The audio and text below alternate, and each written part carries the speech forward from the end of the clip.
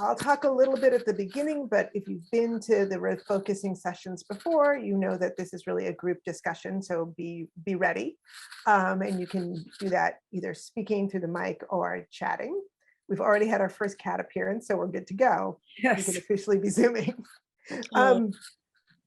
And Blue Sky always starts their programs by acknowledging that the gallery is on the traditional lands of the Multnomah, Cathlamet, Clackamas, bands of Chinook, Tualatin, Kalapuya, Malala, and many other tribes who made their homes along the Wimal and Willamette, or many of us today call them the Columbia and Willamette rivers. In this online format, you may be participating for another area, and you are invited to consider a land acknowledgement that reflects your location. For example, I am today on the lands of the Massachusetts, the Wampanoag, and the Nipmuc people. Me too. Oh, really? Awesome. Yeah. we're near. I mean, not awesome that we took their land.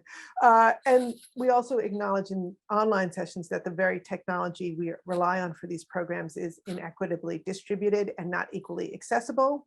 And that creates new virtual displacements and exclusions. And we call attention to the need for action now and in the future to address these disparities. The whole point of these discussions, which replicate some programs that started in the gallery of leading discussions about the art, is to create community by engaging around photography, sometimes also paired with poetry, to build our understanding together as a way of building connections with each other. So when I ask a question, I don't think there's one right answer. You don't have to look things up on our frenemy, the internet. But really the idea is that if we observe and reflect and learn in conversation, we're not only learning from each other, but we're building our bonds of community. And just thinking about what each of us notices, what we help each other notice, and what connections we make collectively. I have never led one of these where I didn't learn something from the participants, even though I'd spent all this time planning and prepping. So that's the idea, is that we're learning together. Here's a little confession special for tonight. I began these salons 4.5 years ago, pairing poetry in the gallery with images that were on exhibit. And I did it for two reasons. The poetry part for two reasons. The first was to bring more perspectives, particularly more diverse voices, into the gallery. And the second was to get all of us thinking about close reading, because if we were close reading poetry, we could think about how do you close read a poem versus how do you close read a photograph? And what are the similarities and differences in how we slow ourselves down to take in artistic work in these two very different, one visual, one literary genres. And I've mostly kept to that format when we were doing the online programming through the pandemic. So back in July, when Molly and I were talking about this session for tonight, and she shared some of the digital images of Spandita Malik's work, I thought, oh yeah, I'm going to find some poetry by either poets from India, or at least poetry of Southeast or of South Asian ancestry. And so I started gathering poetry books and reading and reading and reading. And then once the art was on the wall in the gallery, I came in and I looked at it and I thought, nope, none of these poems really suit this work. But more than that, I realized that this time around, poetry might be a little bit of a distraction, because there are already multiple perspectives and multiple forms of artistry for us to consider in this work. And I realize not everybody's been in the gallery. So let's take a quick look. I'm going to share screen and it's going to work like a charm. Just you wait.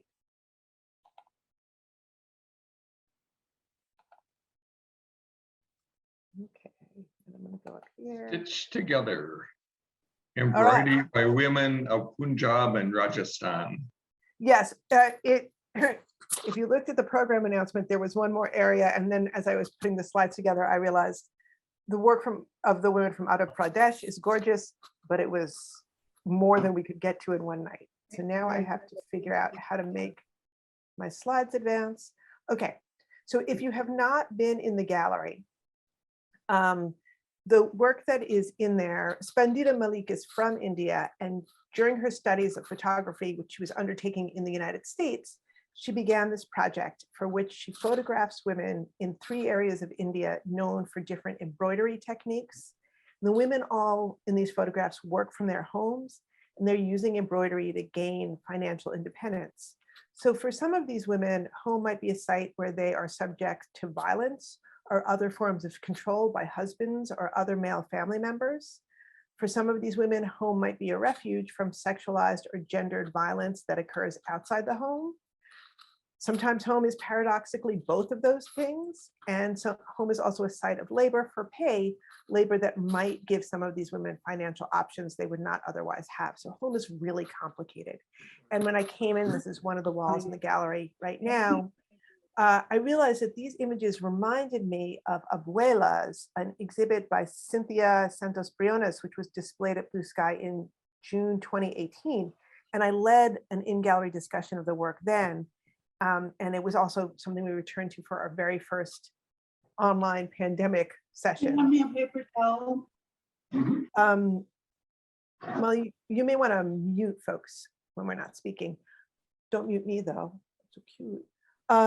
So Santos Briones photographs women who are matriarchs. They are abuelas, grandmothers, and thus respected elders in their loving families. But they are also women who are living in the US undocumented. And she photographs them in their homes, which are sites of refuge. And she lets each woman choose what she wears and how she poses in what room for her portrait. And in those first weeks of the pandemic, when we were all at home so much, these portraits had a deeper resonance. And as one of the participants in our first online salon noted, Santos Briones was disrupting the subject-object dynamic common in portraiture by letting the women make all these choices about what they were wearing and where they were sitting for their portraits.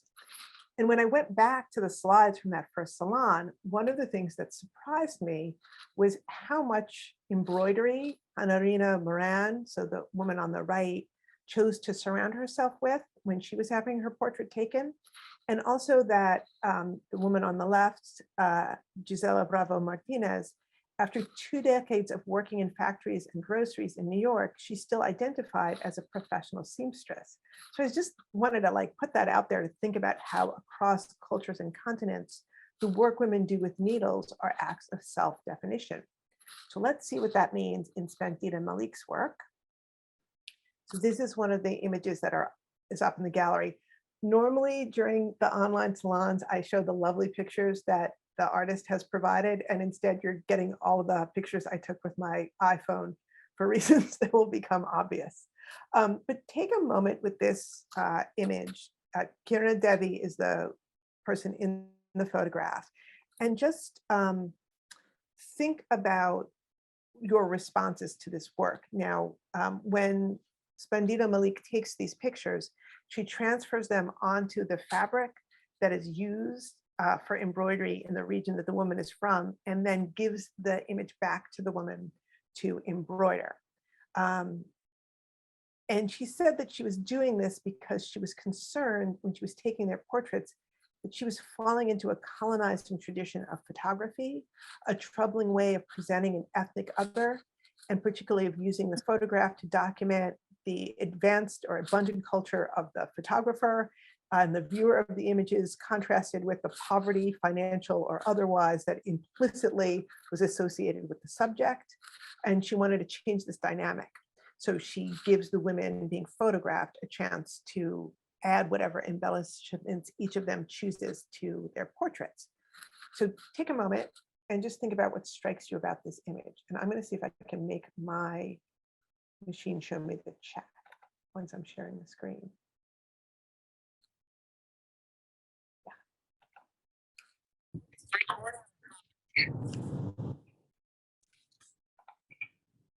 No, okay. So feel free to either use the raise hand feature. I can't see all of you, so you can't actually physically raise your hand, but either use the raise hand feature or put a comment in the chat. What strikes you about this portrait?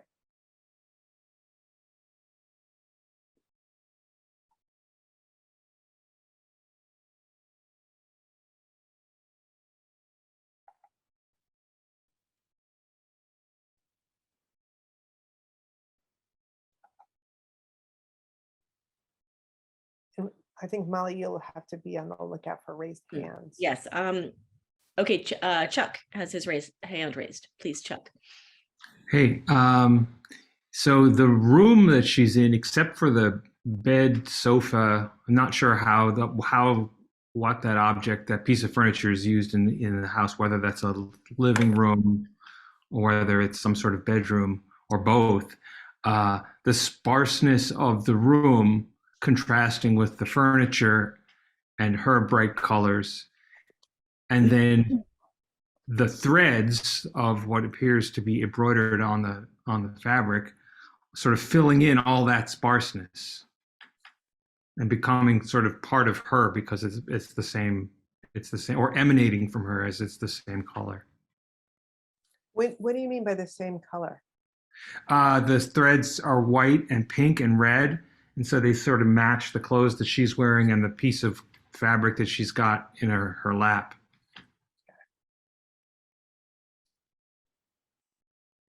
Other thoughts, comments?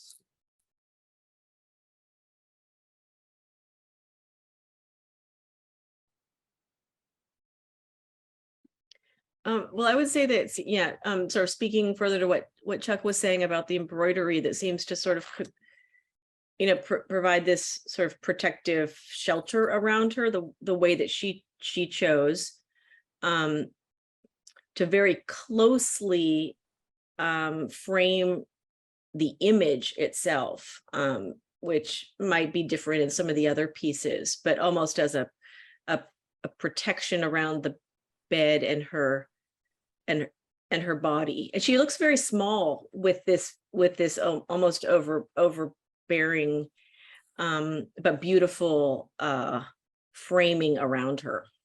Right, so this is an interesting question. Like, we might read this in a number of different ways. So Chuck suggested that there seems to be something emanating from her, and then Molly said, yeah, it's protective, but you also, and that it's beautiful, but you also said it makes her seem kind of small. And I wonder whether there's anybody who's reading this really differently, where it's sort of crowding her in some way, or occupying so much of the space that she does seem, does she seem diminished by it or somehow trapped in it? Chuck, is your hand up again or still? Again. And I think I it's mean, I would say the opposite. I would say it's sort of, when I said emanating from her, it's like it makes her bigger. It's something that she's created, and it's part of her power and her sort of creative force. I mean, that's how I want to read it when I see it. I don't know what she was thinking, but as an image, that's what I feel like. Something that it frames her, and it takes away the sparseness of the room that I was talking about earlier. It's like her spirit is filling the whole room. Okay, and I see Roberta and then Beth, please. And Roberta, you'll have to unmute yourself. I need to. Oh, I was interested in the fact that there's a softness about her. She's draped in cloth, and she's holding cloth in her lap, and she's sitting on cloth. However, there's also a very direct gaze that you get from her. I'm looking at this on a phone, so I'm getting what I can on my phone screen, but I can see a quite direct gaze from her. So when I first looked at her, I thought it made her look weaker. And then I looked more closely at her face, and I think that she's showing directness and strength.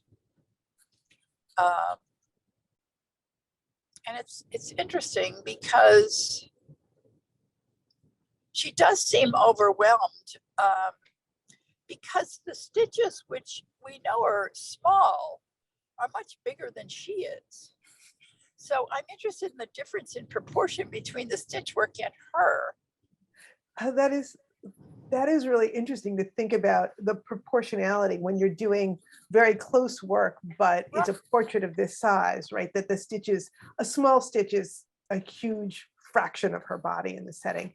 And also that, what you were saying about that the fabric implies a softness. Is her gaze a contradiction to that or an extension of that? And Beth, what were you thinking? I was, I was thinking of it as a contradiction. Oh. How do you see it? Well, Beth is going to jump in and tell us her observation, and Right. we'll all go. okay. I was going in a different direction because I noticed that the white stitchery, it's very fine and very controlled, and it's very labor intensive to do that. And then I was wondering what's the function of the cloth that she stitched, because she has a white cloth with that sort of the edging, the pink edging in her lap, which is very small. And is this a close-up of that? Or is the function like the bed cloth? So is it a piece of clothing or a scarf? And so for me, the function of what you did, that takes a lot of time and a lot of skill and a lot of attention. So she's very gifted, but how is it used and what function does it have and what does it mean to her?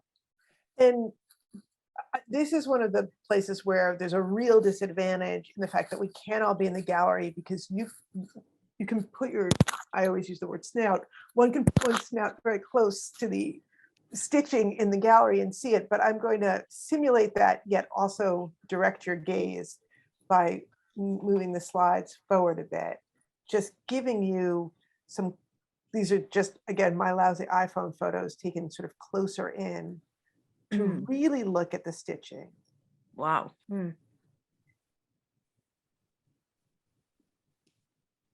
And there we are back. So I didn't apparently take one of her face, which was an interesting choice. Well, there's a lot of depth to the stitching also. It's not flat. It's got texture and high and low, and that's part of the patterning too. And it almost looks like the bed cloth is similar to that. But I also noticed that edge on what was on her lap, which is a smaller piece, which had an edging like this, it looked like.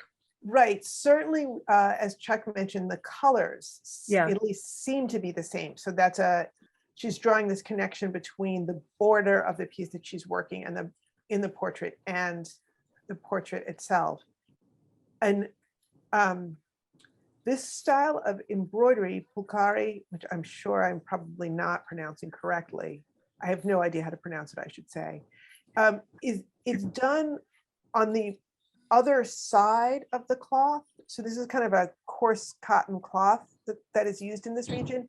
And so you're essentially working from the backside for the front to be seen.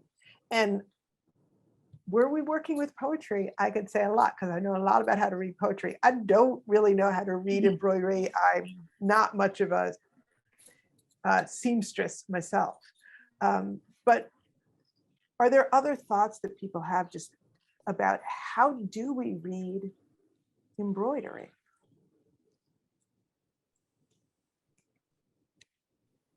Trying to bring up, here. I keep doing it wrong. I can unmute myself. We can hear you, Roberta, so tell us. You can't? Okay. Yeah, you're so good. Awkward on a phone. Well, it's interesting because are we viewing embroidery through our Western, affluent, modern view? And how is it that, which I suspect is quite different than the way embroidery is viewed from what I've read in other cultures. Right. So this is, I mean, this is a really interesting question, and we'll look at more of the images, but I think a big question to think about is, does this succeed in, Spandita said she originally started asking the women to become collaborators on these works because she wanted to disrupt a sort of colonialist gaze. Does it do that? And what does it mean if we are coming from outside the culture, trying to read the embroidery is that different than trying to read just a portrait of somebody from that culture? Well, I would hesitate about using the word modern to make a distinction between us as viewers and the subjects of the picture, since they Yes, you're are right. living in the 21st century. Some of Yeah, them may you're- be you're younger than right. I am, but You're- yeah. Absolutely right. Yes. It's very interesting because I think of how when we're looking at photographs, sometimes, we're heavily influenced by the artist statement. And so is this embroidery on this photograph functioning in some way as an artist statement? And that why would we, if a photographer or a painter or anybody else does the art and still gets the statement in words, why wouldn't they also? Or what does it mean? I mean, what does it mean when we do depend on artist statements versus when we don't? Are we considering the women in these images to be completely artistic collaborators as opposed to just the subjects of the portrait? Well, I was going, actually, the thought came to me when you said that the woman who did them asked the women to collaborate. And so that made me think about the place of the woman whose portrait it is, of And her place in the making and what she's saying. I use the word collaboration. I think that I'm not sure that that's the word she uses, but she does purposely give the images back. Molly, you're nodding. Is that the No. word she used? Yeah, I think she does use that word, and really sees very much her work as a collaboration with these women. They bring their own artistry and their own vision of themselves within their spaces to the work. And I think, yeah, it's this So I exchange. see that Chuck has a hand up, and then if nobody else is burning to say something about this one, I want to take us to the next image. Just so there's so many awesome ones.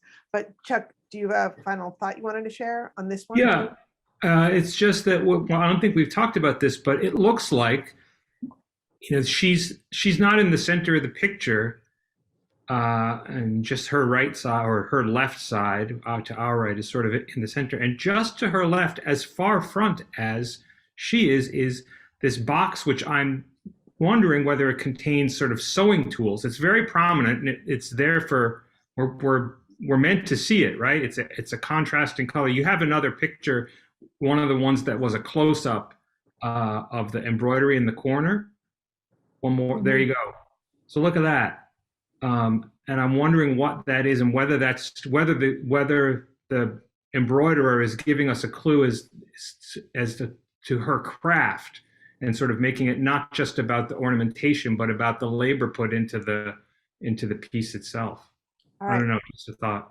Yeah, and again, we don't know how the photograph was set up, unlike Cynthia Santos Briones, who speaks very specifically about the way that she collaborates with the sitter in terms of where they're positioned. These are different.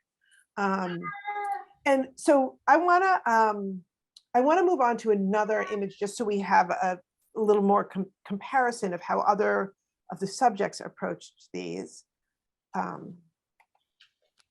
So this is the person posed here is Rukmesh Kumari. And this is the same style of embroidery. So same region, same style of embroidery, but again, looks similar, different. Do we see differences in it, and do we read it differently? And what does this Rukmesh Kumari's embroidery choices and technique, what do they convey in particular compared to the last subject, Kiruna Devi's embroidery, and what it conveyed?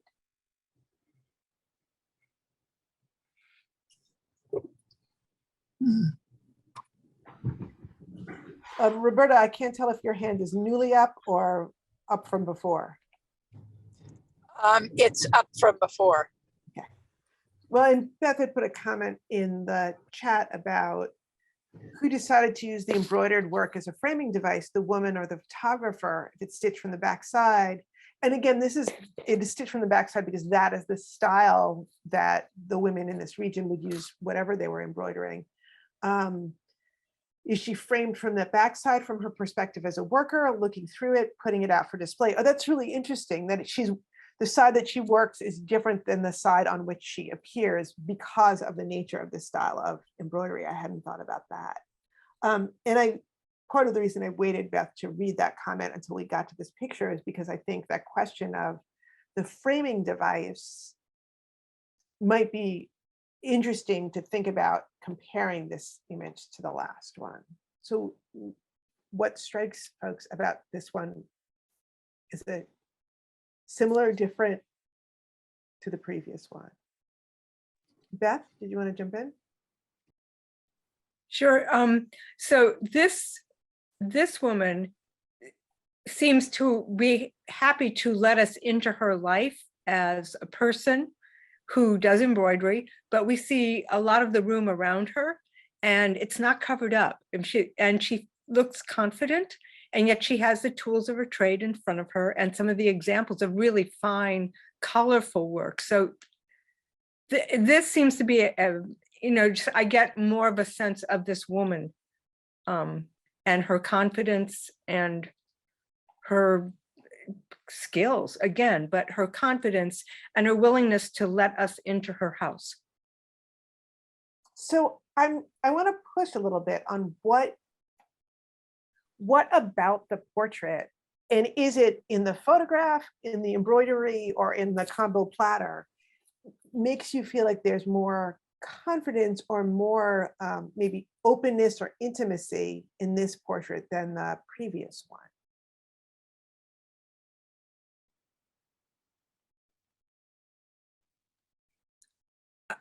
I would let another person speak if somebody wants to. I mean, my reaction is that she's sitting upright. She has her hands ready to sew.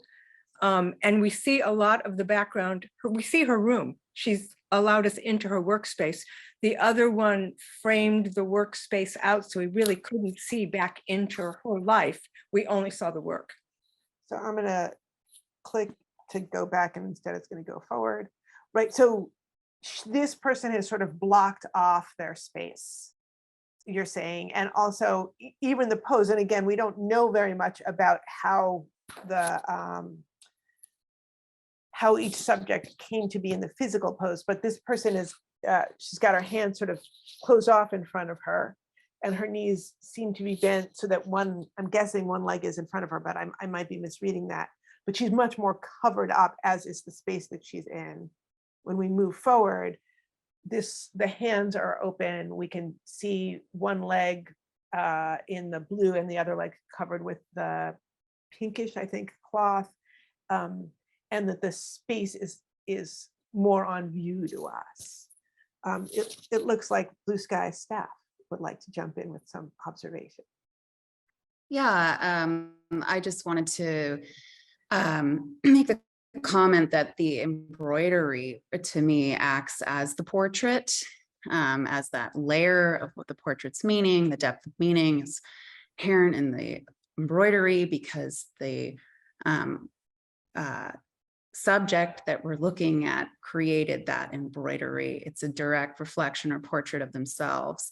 And in this piece, I'm interested in what looks like symbolism or iconography that might be used by the artist to, the embroiderer, the artist to represent themselves.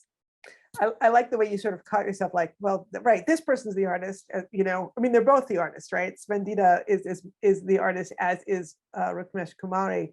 But that question too, right, of you said kind of icons or symbols that at least to my eyes, the previous portrait, there were patterns, but let's zoom in and enhance. And I hope that you can see that some of this, there's so much fabric in this piece, but that the bird and the flowers in front are embroidered on. And then there is also this fabric that is part of the photograph, right? The pink, lighter and darker pinks, we could debate whether those are the right colors, are in the photograph. They are not embroidered onto the photograph. And this one is a little bit more of the edging. And then this interesting little pattern up here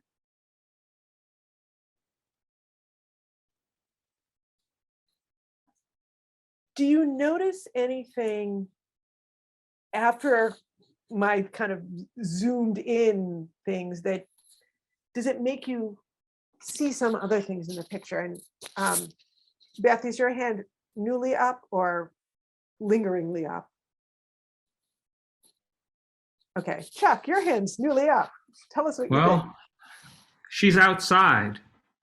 And in a contrast, she's in a courtyard. I'm assuming she's a courtyard. Now, I don't know what the sort of cultural practices are about, you know, having your head covered or your face covered in this part of Pakistan or in, you know, where she lives. India, not Pakistan. India, sorry.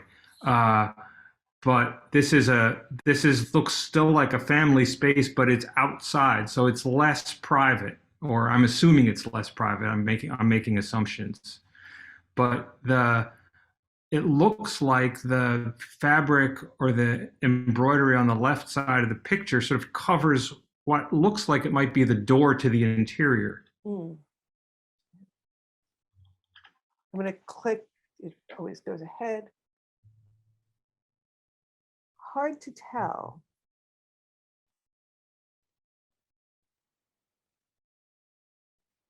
Possibly. Oh, maybe there looks like there might be a step there. So what is that making you think, if that is the case, about the effect of her having chosen to put this pattern there?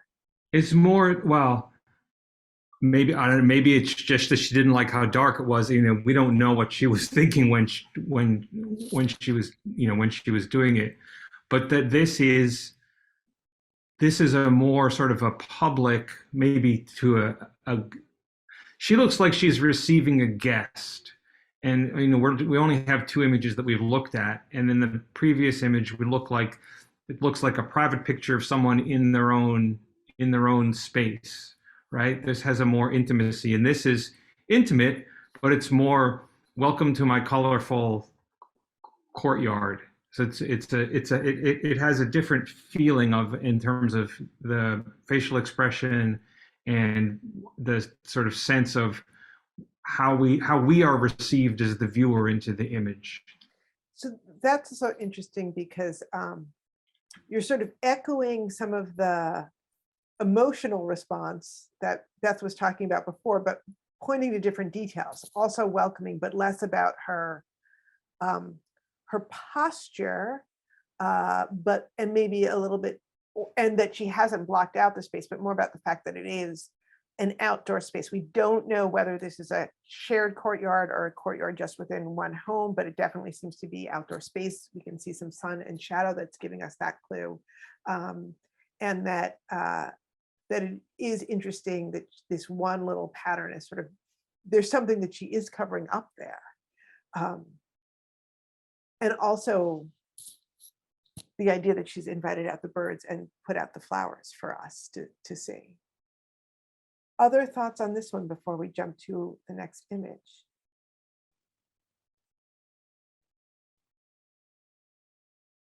All right, so the next image is again in the same region, so same fabric, same embroidery style as the first 2 that we've looked at.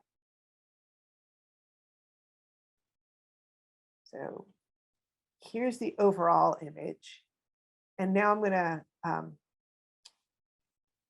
take you on a little walkthrough of the different details that Parveen Devi has chosen to add to her photograph. So most notably put in these figures, a border, a little touch up around the frame of this portrait of some of the men in the family, added some detail. So this is, for those of you who had to learn to draw perspective in art class once upon a time, there's the floor, which is already there, and then she has added detail, the yellow and purple onto the floor as it appears in the photograph. And also added some framing on the door, as well as, again, another one of these figures.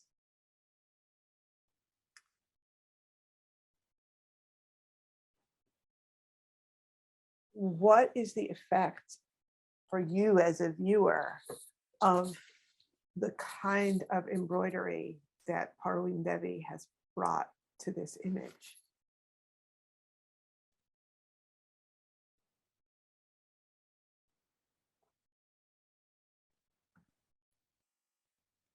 Lois, can you just show some of those close-ups again quickly? Oh, sure, totally.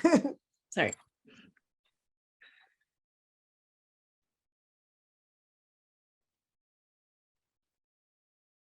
And I also love that Molly, who's one of the people who spent the most time with these images, was asking for that, right? Like, Yeah. even I can't go being out there in the gallery. able to access them in the gallery. Mhm. Again, the sort of slowing down to look.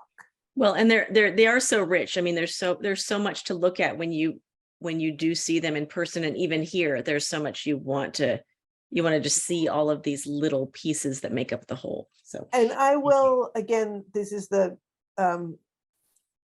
shortcoming of being on Zoom, is that I have to control which thing is coming up at which time. But I see that Roberta and Beth each have a hand up. So Roberta, why don't you start us off with your thoughts, and then we'll go to Beth. Yeah, it's interesting to me. First of all, maybe you know, but I don't know, who decided where to put the woman in the photograph, the size of the woman to the frame, her position, which room to be in. Does anybody know? I think that was Spandita as the photographer, and that then she would produce, and as some of you may know, photographers usually take more than one image in a sitting with a particular setter, and she would spend extensive time with each of these women and get to know their families and get to know, like months of relationship building. But I think that she was the photographer, and that they are the embroiderers. If Right. that helps. Was there more you wanted to say before we go to Beth, and then? Yeah, I also just wanted to comment that she's including all the people in her family. And the question that I asked had to do with who decided to put the photograph of the four men in. And I'm looking for, when you look at the bigger picture, where is the photograph? Oh, I see, it's up over the doorway. So that's hanging there anyway in her space. It's hanging there in her space, right? So I don't think that they did any set dressing in that sense, but it is certainly the case. And again, some of you have taken photographs, that Spandita in framing the portrait could have decided to cut it off. I was about to put my hand up, like you can see my hand against the image, but could have decided to frame it differently so that photograph on the wall wasn't included. Right. She has made some choices, and then Parveen Devi makes her own choices based on what ends up in the photograph. I mean, I just wonder how much of what we're seeing in the difference between these photographs is who each of the women is personally. What are the circumstances of her life? How much confidence has she been given to go ahead and express herself? Because this woman is quite expressive, and she's bold enough to literally alter the architecture, add her embellishment and view of the architecture. Yeah, and yeah, just the difference. I'm not sure that we would be asking some of the questions that you're asking if it weren't for the embroidery, right? If we were just seeing these women, we wouldn't see all that they are and can be. Beth, you've been waiting very patiently. What are your thoughts? Did we just lose Beth? Did she think she was unmuting and Sorry, accidentally? there we are. There I am. I'm not able to get to the gallery to see this. And now I'm starting to think about, especially when the frame around the min was embroidered, and now I see the frame around this photo is embroidered.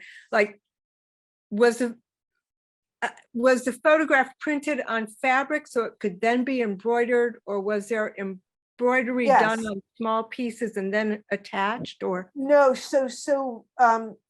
once Spandita has chosen which picture will be the portrait of that person, she Right. transfers it to fabric. And somebody asked, I wasn't there for the artist talk, but I watched the recording.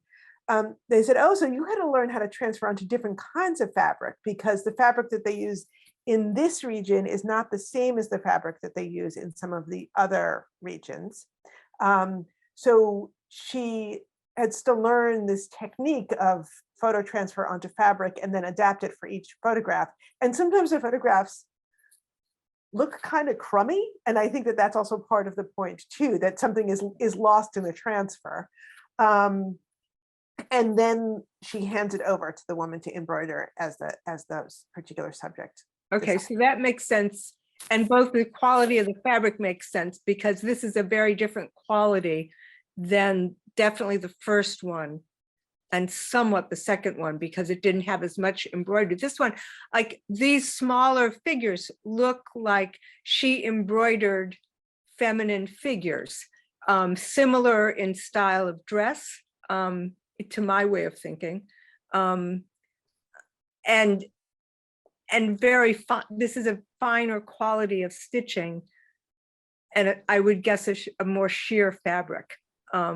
So the fabric and the stitching are actually all the same. I've chosen these three because they're all from the same region, so the same embroidery style. Although thread. again, as we know, people work their needles or whatever their craft is, right? Not every watercolorist or oil painter comes up with something that looks the same, or ceramicist.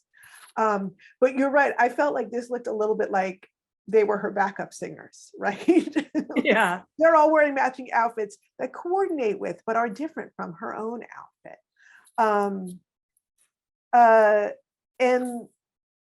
Sorry, the Blue Sky staff. I think you guys had a hand up. What were you going to say? I'm not sure which of you wanted to speak. Yeah, I just wanted to point out something that seems very different in the treatment of embroidery on this piece compared to the others. A lot of the treatment in the embroidery is an embellishment of the actual environment in this image, whereas the first one we looked at, was kind of framing and also covering the space, framing the individual, the subject, covering the space. We could go into psychologically what we think that embroidery represents.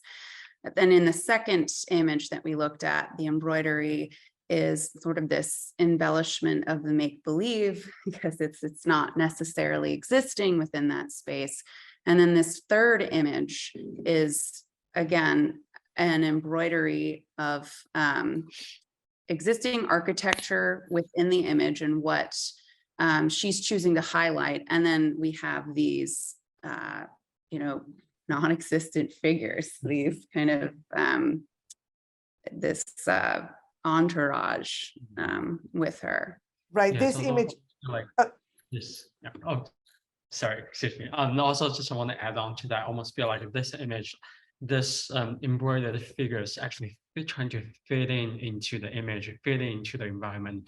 Whereas the first one is more like just literally the patterns going overwhelming the environment, and this one's like embroidery is trying to fit into the environment. That's the something.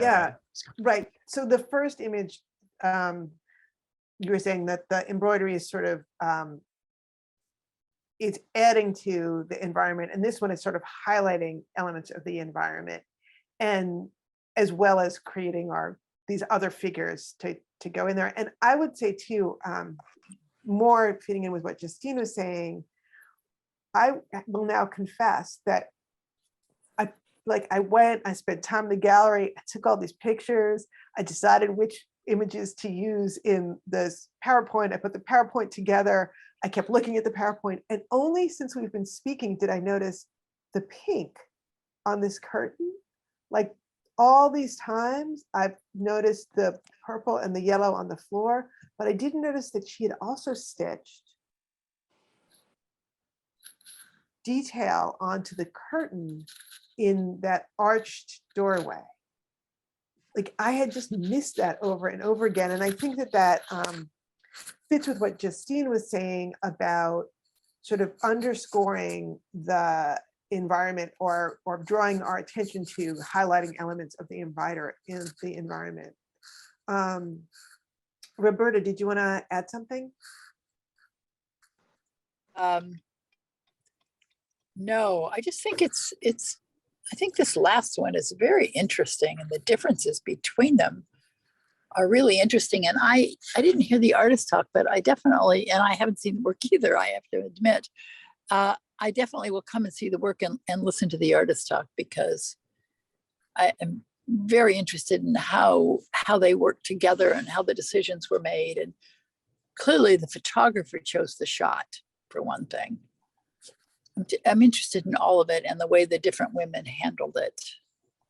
And I have two more of these portraits that I've put into the slideshow. It was really hard to keep it to these few, because there are so many examples. And the next one is going to be of somebody in a different region. So the embroidery style is going to be different.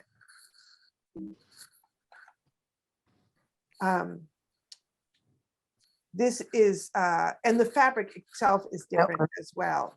So this is Zardozi embroidery along with applique on putty fabric. And this person, some of the people are identified only by first name as opposed to two names for the portrait, and that's the choice of the sitter. So here we have Sarfaraz, and think about what you notice about her choices. And Justine, even on the first day, maybe helped by friends in the room, has put in the link to the artist's talk. But here are my close-ups. Gorgeous. And there's beadwork here too. Do you remember seeing that in a large image? Oh yeah, there it is. So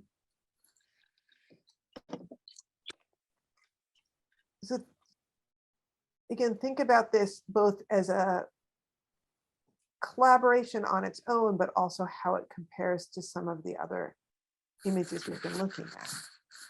What strikes you about this one?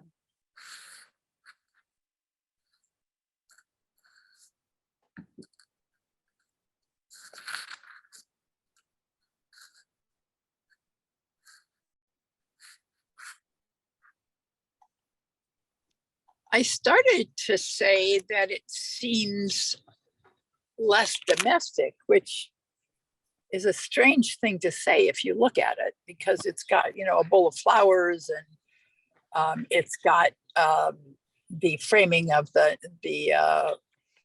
beaded webbing above. The other thing is that, well, no, she's standing, which the previous woman was, but of course she has on a chador and sunglasses on top of it. I mean, it's just very interesting. I feel like there are just so many cultural clues and symbols that we don't get. And Don't I think really know.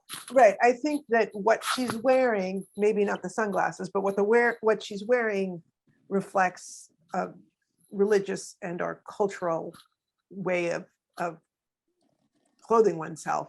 The sunglasses are also, I mean, who knows? It does seem to be really sunny there, but it is an interesting choice. Again, some of you are familiar with the art of photography.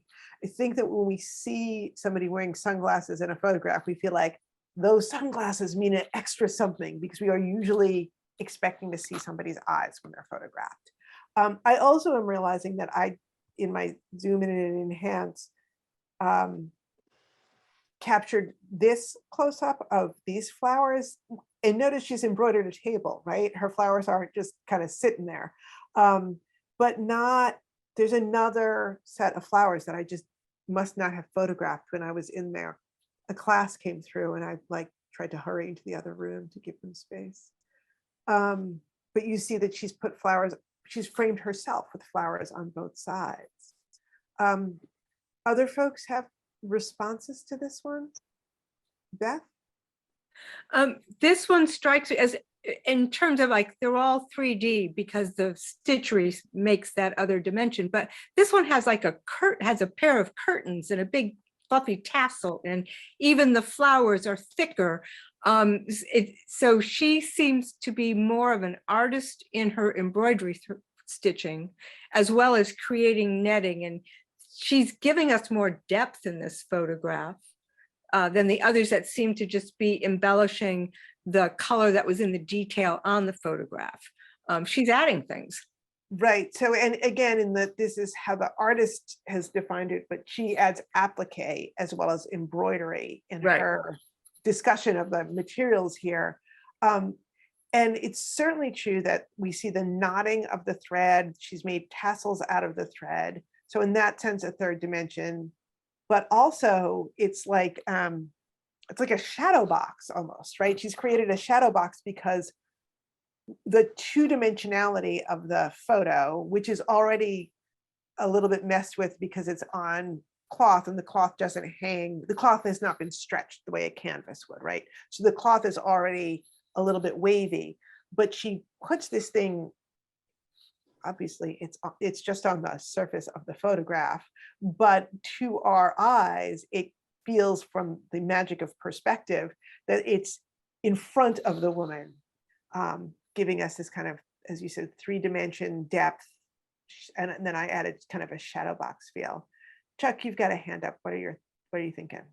I'm struck by the sort of the symmetry and the verticality of this piece as opposed to the other one. So first of all, she's in a tall space and there's maybe that's a skylight. I'm not sure exactly what it is, but you really get a sense of upward motion or just upward space.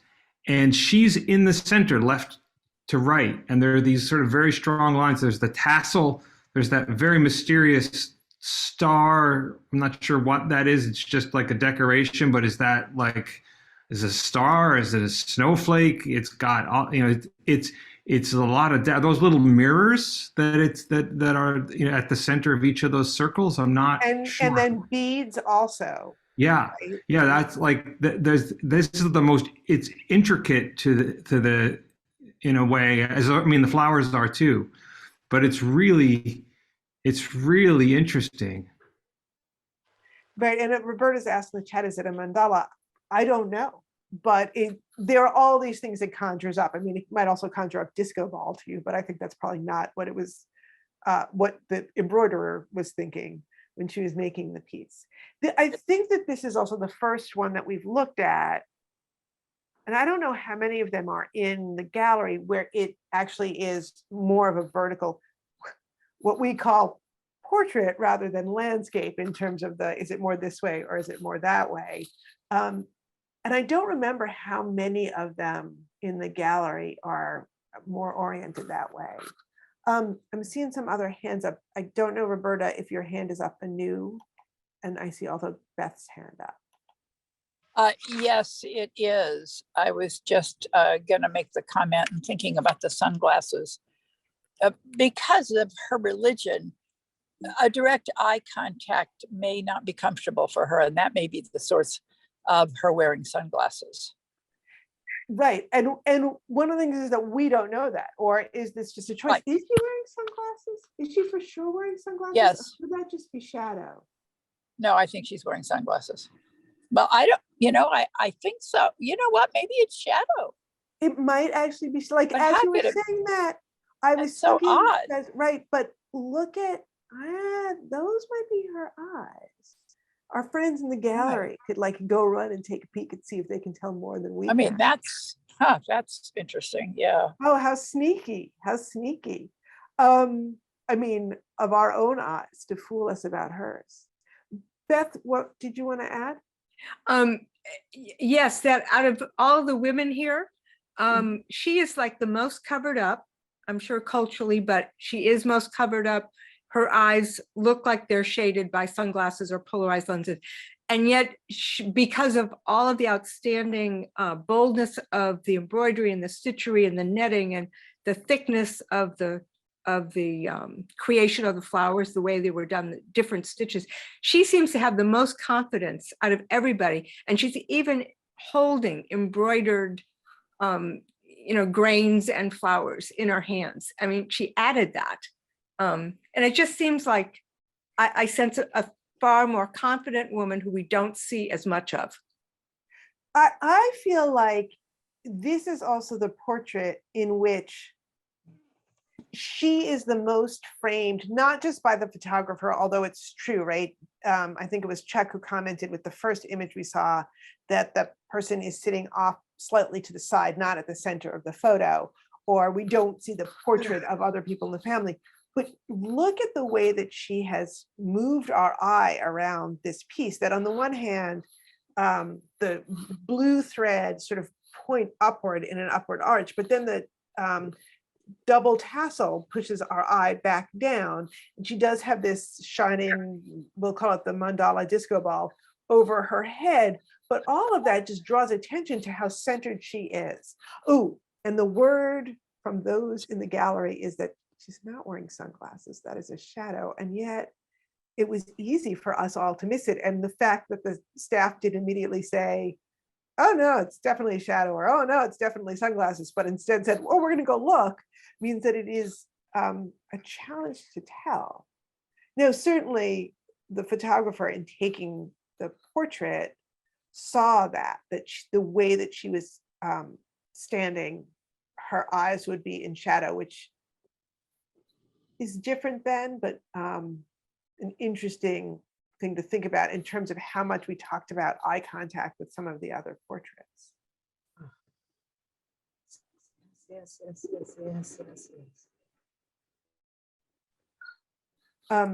Any more on this one, or shall we go to our last image for the evening?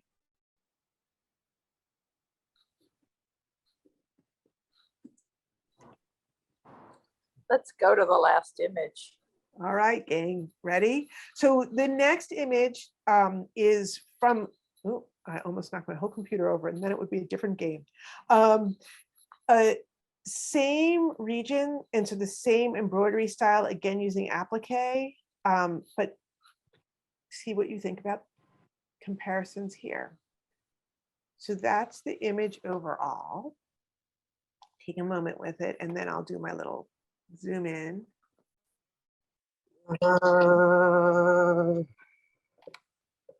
Yes.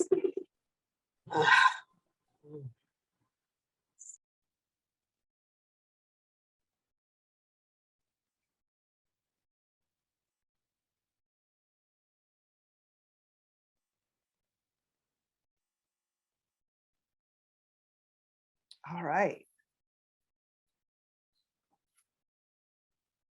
What are significant in terms of differences or similarities looking at Sindhu's, the way Sindhu has worked her own portrait versus Sarfaraz, the last portrait we were looking at?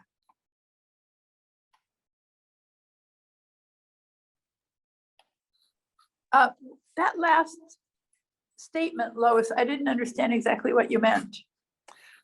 I'm just wondering what,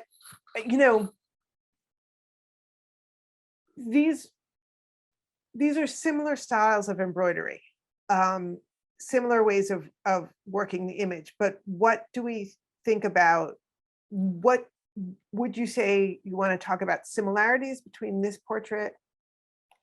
Oh, dang. Either way, it's going to be bad. Okay, sorry. There's a thing that happens where PowerPoint, I kind of, it won't let me just jump back in, and it wants to advance to a slide. So we lost the whole thing. So Sarfaraz, the person in this portrait, is working on this. This is the same fabric, similar, the same region, so the same embroidery style, the same use of applique in this portrait as Sindhu is using in this portrait.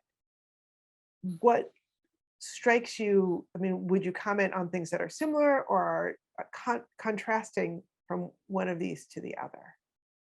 Or just other things that we should be talking about with this portrait?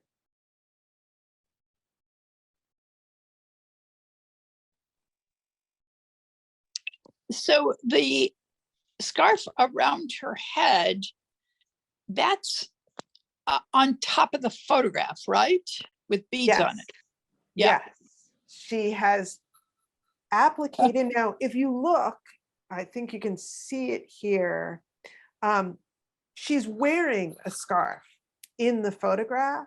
So it looks like a lighter color that's hanging Right. from her shoulder down.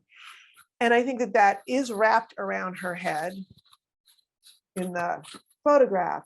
But then she decided, in the same way that she put the choker on, that she added the beads for the choker, that she would actually not just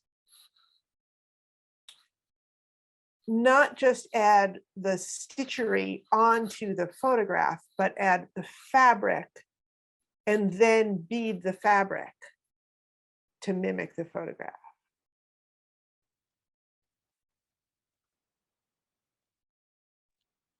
And again, I took these images in the gallery and then got home and didn't always oh, wait, I should have also taken this. But you can kind of see it here, the difference between the fabric in the photograph of the fabric and the applique that she's done. And she's added beadwork even to the part of the fabric that's in the photograph. I wonder if she has embellished herself in the photograph in a way that she would not in her own, environment with her own family or neighbors or friends or religious place that she goes. Or right. So is this a portrait that is intended to accurately represent me in the world, or is this an imaginative or creative representation of myself? I guess I just want to think it's imaginative or creative and more bold, because she probably had a choice of how to dress herself for the photograph to begin with. And I think I'm only realizing and looking at this here that the beadwork, I don't think there's beadwork on her scarf, right? Because over here there's not, in that little corner. Right. So yeah. And that may just be beadwork is time consuming as well as expensive for the beads themselves.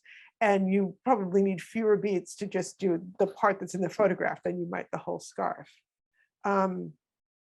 Yeah, and I think Pat has put this comment in the chat that the birds and branches with leaves seem to be embroidered in response to the shadow on the wall in the photo, right? So if you imagine the full image, and I can't remember which way I'm going, that we can see this shadow that goes across the background and then comes down here. And she's decided that shadow in and of itself, not doing it for her in this portrait. So she's going to create something, and it does look like that may be the shadow of leaves, but she's, in the great tradition of Portland, put a bird on it. Ralph, or person who's logged in as Ralph, unmute and tell us what you're thinking, please. This is the person who calls himself Ralph. This is the real guy. Yeah, thank you. These are two different art forms that cross over quite a bit. And one of the issues here is how much of what we're seeing is real. And that's been a question that has been part of looking at photography forever. And I think that when you have this embroidery over this, it also asks the question, the photographic question, again, what is real? And we're looking very microscopically to see what is real in terms of not photo, but fabric. And I think these are two different forms of documentation and personal expression. The women, the picture that the photo artist takes is pure form in photography. It becomes cloth, it becomes fabric when it's put on cloth. And then it becomes a piece of fabric that another artist can work on using the photograph as pattern, perhaps, or as copy, or as just a flat surface that you can create upon. Yeah. When you see these in the gallery at a certain distance, because now they're back in the photo gallery, they're not in a fabric gallery, they're in a photo gallery. When you see these at a distance, you don't see the three-dimensionality, this one in particular, until you get closer to the photograph. And that's true in a lot of photography too, is that the closer you get to a photograph, the more you actually see. And in this situation, the same thing is true. The closer you get to the photograph, the more of the fabric you see, because the fabric, you're approaching a piece of cloth as opposed to a piece of photo paper. So I think that these two forms play off of each other very, very well. The fact that they're in a photo gallery, sort of, the initial impression is this is photography. And then on closer examination, it's photography and it's something else, and that's the embroidery. And I think that it's the personal expression of each of these women is that this is what you can do with fabric. And the photographer says, this is what you can do with photography. I feel like, yes, you're pointing out it as the Reese's peanut butter cup of art forms, right? Two great tastes that taste great together. Although I think that it's interesting that Spandita felt like the photographs alone were not, she had taken them, she'd spent a lot of time getting to know these women, a lot of time planning how she was going to do this. Even the idea of going into the women's homes sort of evolved. She talks about this, I think, in the artist talk. But when she saw the images, she thought they're not quite what I want, and I can't actually make them what I want. I need the women in the images to make them what I want. Don't look at these are the other photographer. I'm going to take us back to this last one we were looking at. Sorry for the breakneck pace. Roberta, did you want to jump in with another thought? You're muted.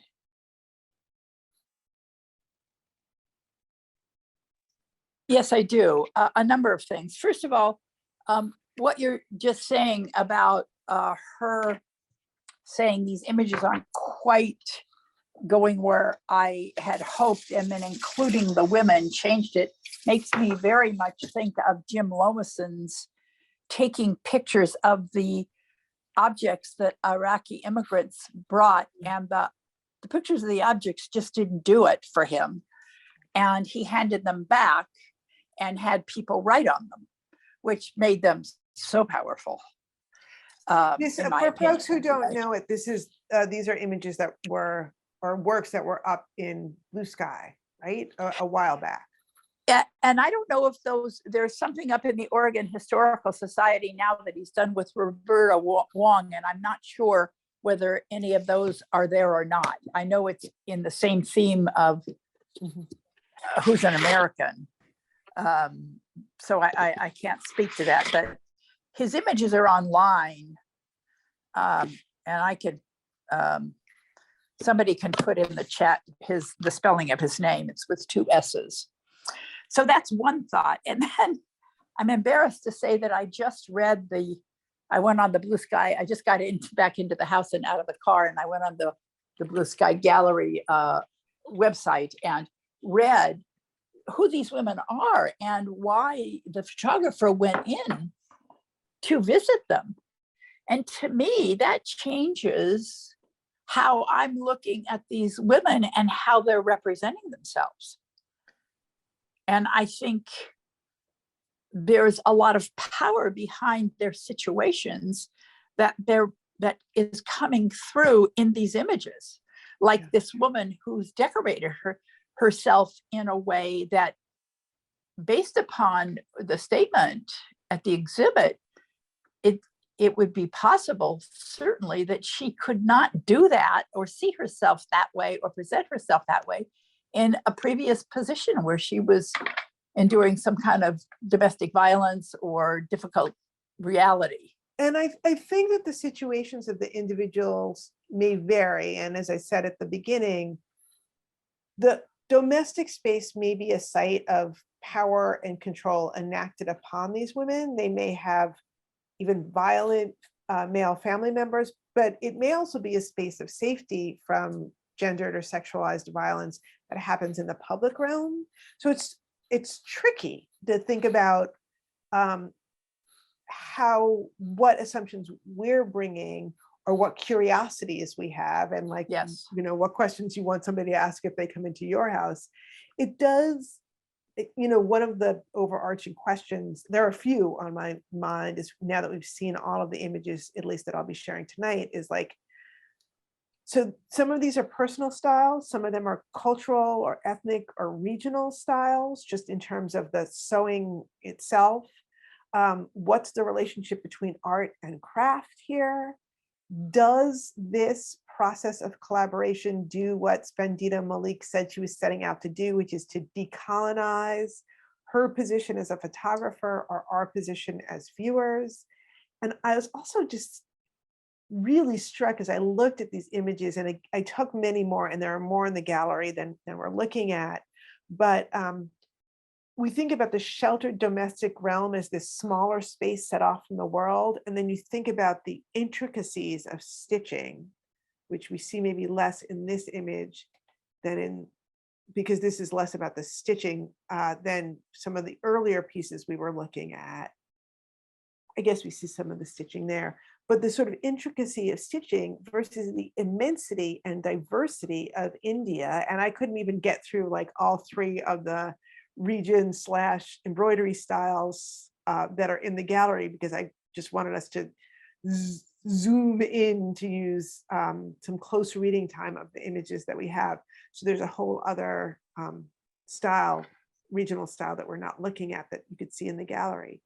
But like, what does it mean that the intricacy of the stitching underscores for us the immensity and diversity of India? I just found that so fascinating. It's I don't know if other people want to speak, so you could go ahead. I just, if when it comes back to my turn again, I'll say something. When I'm showing my PowerPoint, I can't tell what time it is, and it's probably quite late. So we might be winding up. So Roberta, sounds like you have some final thoughts, and if other folks do, let us know. But Roberta, Well, she, in the artist statement, she says that she visited all these women in their homes. And it also occurs to me that one of the things that women, and this is an assumption, I don't know, but I guess the way I should say it is it a fact that if women embroider and express themselves that way, is that an acceptable behavior for women that isn't threatening and doesn't show too much power and again, against other power forces in their lives? These women sew for money, so it is also a source of economic opportunity and empowerment for them. And I think that that's also part of the reason that I took us on the reminder detour of, for those of you who got to see the Abuelas series when they were in the gallery, again, 2018, but that one of the women there has chosen to be posed with lots of embroidery around her. We don't know if she did it or if it was gifts from family members or if it's just from part of Mexico from which she comes. And that the other woman has worked for 20 years in factories and grocery stores in the US as an undocumented immigrant, but identifies as a professional seamstress. So I think this idea of needlecraft has a long history and cross-cultural history. Right. It does. I think it brings up just more interesting questions. Yeah. That is always what I'm trying to do. Other final thoughts that folks have?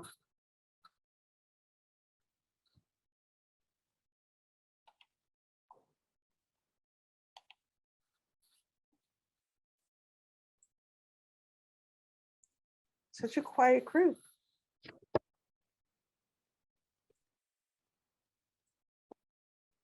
We're mesmerized by the images. Yes, that's true. Hey, if somebody did want to come in and see this stuff in the gallery, Molly, how much longer would they be able to do Yeah. that? You know what? You have about a week and a half left. It closes October 1st. And accompanying Spandita Malik's exhibition is the work of Amaris Carreras, who is also one of our, what we call our Infoco fellows. So these two people were chosen by our exhibition committee from a selection of photography fellows from Infoco, which is a New York-based organization that supports emerging artists of color. And last year, the exhibition committee chose these two artists, photo-based artists, to have solo shows at Blue Sky. So it's an honor for us to show the work and to build their audiences and to see, to see the beautiful work both in person and what you can glimpse of online. And as Lois has reiterated, it's hard to truly appreciate Spandita's work online or virtually, but I do appreciate, Lois, you giving us some close-up images, and I'm glad that you brought your phone and took those pictures because we needed to see some of the detail of that embroidery. So thank you for sharing that in that way with this group. I know how precise Yang is, so I hope that it wasn't distracting to you how crooked my pictures were, because no, it gave a sense of, it's fine because it gave a sense of what we could be seeing if we were, as Ralph said, as you approach the work and you can really see the great details. So if you can come in, great. We'd love to have you through October 1. And thank you all for being part of this discussion. As I said at the beginning, I always know more at the end because of the comments everybody brings to the conversation. And we do this not just so that we can appreciate the work in the gallery more, but so we kind of build bonds with each other. So I just appreciate so much people's perspectives on all of this. I think we're probably done. Oh, it's quite late, as usual. It's almost 7 o'clock. So, and thanks, Ken and Pat, who said this has been great. So yes, we all agree. And we'll have a recording of this available as well that you can share out with friends and family within the next few days or so. And if you ever want to go back and visit any of the previous of the refocusing discussions, including the one, actually the very first one we did, is the one in which we talked about the abuela's photographs. Yes. Way back, I think it was May. It was May 2020. Is that right, Lois? May 2020. Yes. Yes. Yeah. And there's a whole slew, that whole year, really, we did them every month and even maybe the year and a half from that time. So yes, so please they're great discussions and great. Lois provides great questions as fodder for discussion and insight into the work. So, and thank you all for joining. We talk about poetry, which I know something about, unlike embroidery. Okay, good night, everybody. Okay, good night, everyone. Thank you. Bye.